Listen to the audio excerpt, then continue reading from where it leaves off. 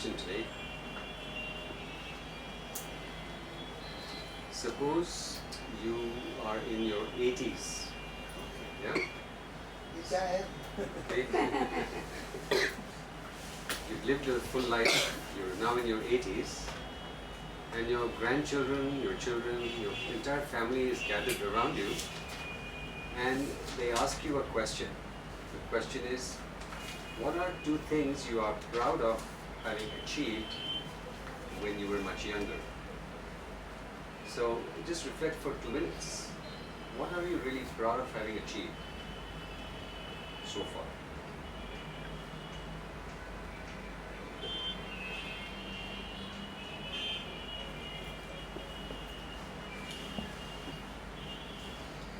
Great.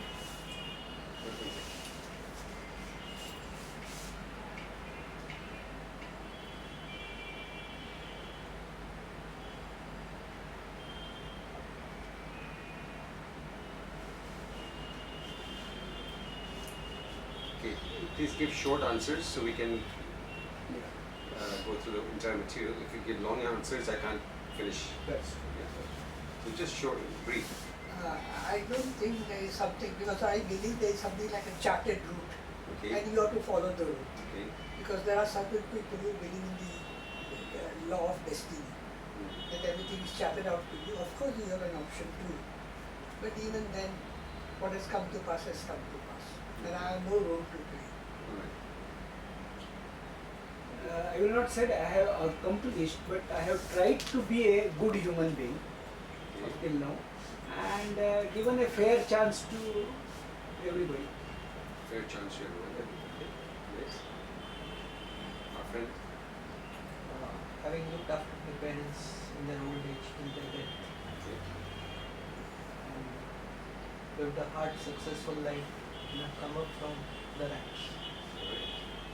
Yes. Yes. Yeah, the process was from, say, rags to the situation that I am, Okay. with the help of hard work All right. and constantly changing for being a better person, okay, materialistically and spiritually. Okay. Okay, so today I would say nothing can touch me, no matter what happens. Okay. Yes. Practically nothing to be proud of. Whatever it was just common, which is for most of the people. Okay. Really nothing for any specific thing to be proud of. It may be appreciable, but to be proud of, no. So, practically nothing. But you understand proud not in a negative sense. Proud In a- positive sense, there was Yeah. nothing, anything which is outstanding. Pardon me? There was nothing, no achievement which is outstanding. Outstanding. It's a common man's life I lived. I'm grateful to have a family like you people, and to have seen to you people getting through in life with whatever I had with me. Okay. Because Now- otherwise I wouldn't be having such a nice family and being able to devote my life to with them also. So I think the children and grandchildren must be very proud of me. I should be very proud to have kind of people like this. Right. That's good. Now, for those of you who haven't yet reached 80, you still have a chance. Okay. So, here are 3 things you may want to consider. It's not enough just to say you are a good human being. There are a lot of nice, good people. It's not enough. What is a little more commendable, and which all of us can achieve, is to learn how to love oneself and others deeply. How well have you loved in this life? Makes a difference. How deeply did you love yourself and other people? Not just performing duties towards parents or children or partners, not just obligations and duties, but how rich has been your relationship with people. Makes a huge difference in terms of your health, in terms of your happiness. So if you haven't loved enough, you need to put in a little more love, a little more caring. Very, very essential. But it depends upon, it's a two-way traffic, if I may say so. Yes, it is a two-way traffic and it begins with you. But Yes. even then sometimes I feel that I have given much more. In return, I should not expect the return. But human being structured what they are, return is expected. And then you feel, chodo ya, jawa do. Correct. But the thing is, if we give with ulterior motives, sometimes it doesn't come through correct. But it's okay. We can do better. I'm just saying we can still do better. Yes. Another thing you may want to consider is it's not enough just to raise children or to give birth to them and look after their material wants and needs. But what is important is that we model for them exceptional personal qualities so that they will structure their lives accordingly and they become a blessing to society, a blessing to themselves. Exceptional. Exceptional personal qualities. What do you mean by exceptional personal quality? It's difficult to understand. Thank you. What do you attribute it? Honesty, integrity, compassion, love, clarity. Yeah? A little less dedication. in today's world. Pardon me? A little less in today's world. Very less Much in less. today's world. So in order for us to feel proud in a world that's going a little crazy, we have to be the anchor for our kids so that they're not swept away by all the corruption and the temptations and all these things. They have to have the right guiding star on which to charter their ship. Are you understanding? So not enough just to raise kids and say do this, do that. Whatever we are asking them to do, we also need to model. And we need to model exceptional personal qualities. Integrity, dedication, no procrastination. For instance, when a task is at hand, we accomplish it. We don't say kal karega. Yeah. I think in my time and with my parents, it was a different world. Today, I have a kid. It's a different world. I mean, it's very difficult to count yourself in the same category with him. Although it is a different world, but throughout history, there are personal qualities that are timeless. No change in that. There's no change in love, there's no change in honesty, there's, even amongst crooks, there is a code of honor. Yes.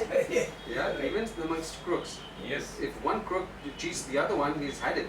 Yeah. So there has to be, they might cheat everybody else, Right. but in their gang, there has to be integrity. So these are timeless qualities that have to be maintained if we wish to lead an exemplary and fulfilling life. Yeah. Doesn't matter which age group, which time period it's required. Basic values. Basic human values. Basic human values have to be maintained, and especially towards yourself. Yeah. So that you also aspire towards not just outer achievements, but inner achievements, something to be proud of. So that the wealth is not just an outer one, but also an inner one. Very important. Yeah. So now let's. I have been hearing this word inner achievements, but what these inner achievements are, I don't know. I feel ignorance. Inner achievements, once again, integrity, compassion, clarity, dedication to excellence. These are inner achievements. Yeah. Outer achievements, everyone, Materialistic. any gada can acquire things, Yeah. but it takes exceptional qualities to acquire the inner wealth. Right.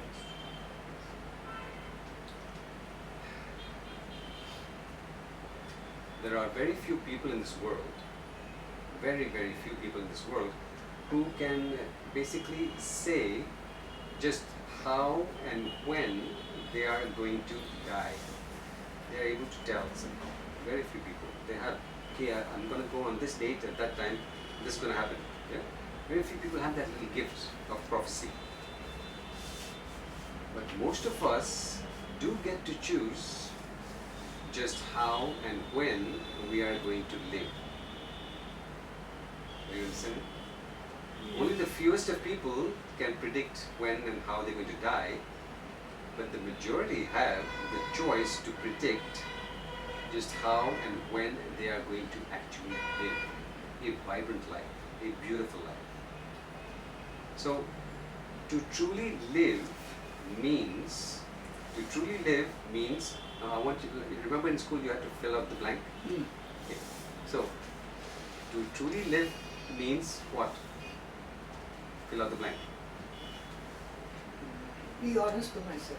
To be honest to yourself. Yes. To truly live means to be honest to yourself, and for you, Compassion. to be compassionate. Very nice. Okay. To enjoy life fully. Enjoy life fully. Okay. Self-sufficient. That means with sense of sufficiency. Okay. No greed. Contentment. No greed. No Contentment. greed. Very nice. Okay. To be sharing. Pardon me? To be sharing. To be sharing. Okay. And also to truly live means to truly love. Yes. Yes.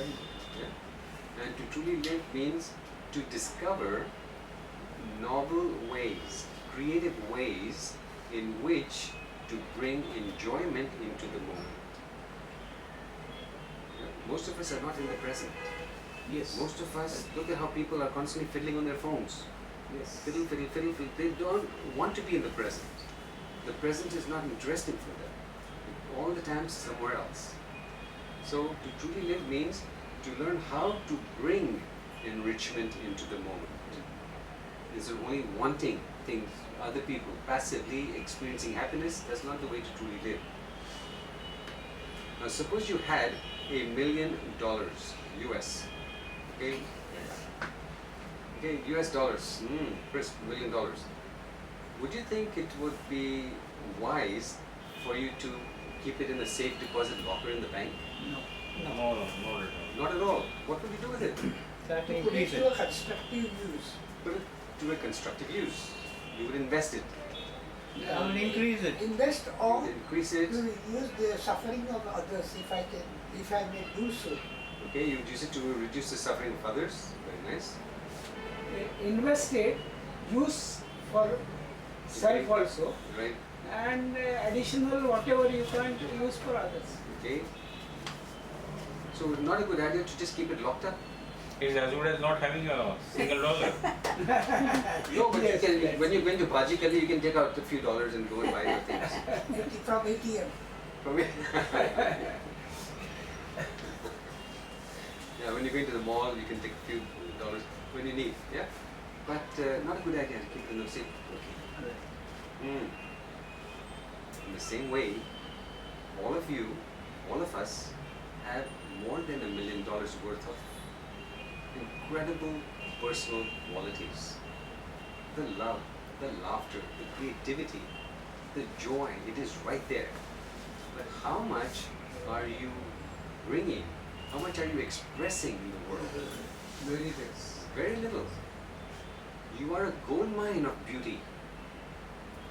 And yet Diamond studded. pardon me? Diamond studded. Diamond-studded gold mine, and yet you're living in misery. What's going on, buddy? Not the way to go. So it's important for us to make time to discover our treasures. They are there, but we are too outer directed. And every time you keep looking for happiness outside, you keep consolidating the habit in your unconscious to believe that you are not worth it, that there's no happiness in here. This happiness on TV, this happiness over there, this happiness is in that person. Not the best way to go. We compare with the Jonases. Yes, your wealth is locked up. And it is important that you learn to discover this wealth. It is right there. How many of you have been to a 10-day Vipassana retreat? Vipassana Vipassana. in Igatpuri. Yeah. You've been? Something But I happened? was a failure. That's mad. Because you said the thing is I'm a talkative person. Right, I believe in communication. right. I can't sit quiet and say, what is this? So you see, the thing is we believe, And I observe that Europeans, they are far more disciplined people than what we are. They say, shh. we believe that our wealth is in flapping the tongue, but our real wealth is in discovering our silence, having that silent mind from which to see things clearly. It's all really a matter of how determined we are to shine in this world. How determined are you? The more determined we are, the more we are willing to put in the discipline towards making clear decisions. It requires discipline to make clear decisions. What is really serving me and what is not serving me. Most people don't have that understanding. Because the better the decisions we make, the better our lives. Do you think the decision to smoke is really serving anybody? Do you think the decision to just be in the malls all day shopping is a decision that really serves anybody?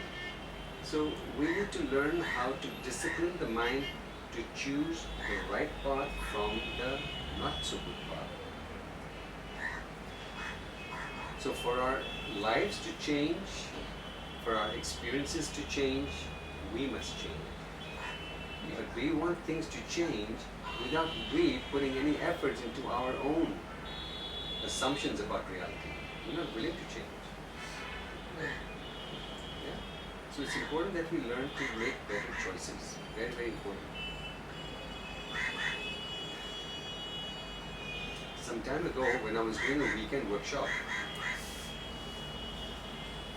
on the second day, I asked people to pair up. Okay, you with this one, you with this one, you with this one, to do a certain exercise. And one of the ladies in the class said, "Whoa, this guy's in the class? I never noticed him before." He had been there all along, even on the day before, and she didn't notice him, and she hadn't noticed 2, 3 other people in the class. Where was she? Not really present. Correct. In her own little world. People are right, and this was a huge guy, you can't miss him. And still she overlooked him for the entire day the day before, and half the day on the next day.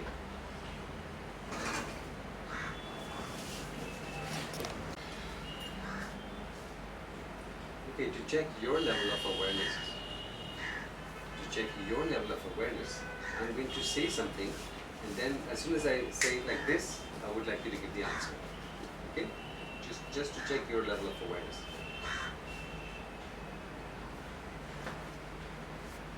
Mary's father had 5 beautiful daughters. Their names: Nana,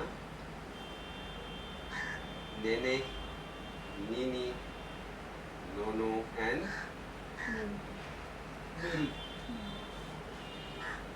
what did you guys say?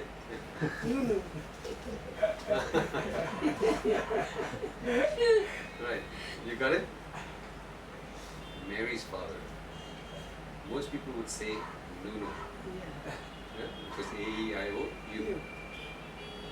Did you get it? No, not that. Doesn't matter. Mary's father had 5 beautiful daughters: Nana, Nene, Nini, Nono, and Mary. correct, Mary. So when we're not conscious of those small It things, is. we can make choices that can have long-reaching consequences of the painful kind. Very important to make these small choices clearly. What makes you say so? What Say the last sentence. when we're not conscious of those small choices we make, they can lead to far-reaching consequences of the painful kind. Just a small oversight when you're driving, it takes less than 30 seconds, and you can be in an incredible accident. Yeah? Those small moments count. We are not present to ourselves. We say yes to something impulsively when we should have said no. So these small things, we need to be really conscious of ourselves. Now there's a saying, conventional wisdom tells us that the gloomiest thing we can say about somebody's life is that it has no future. Yeah, this guy's a loser. Yeah.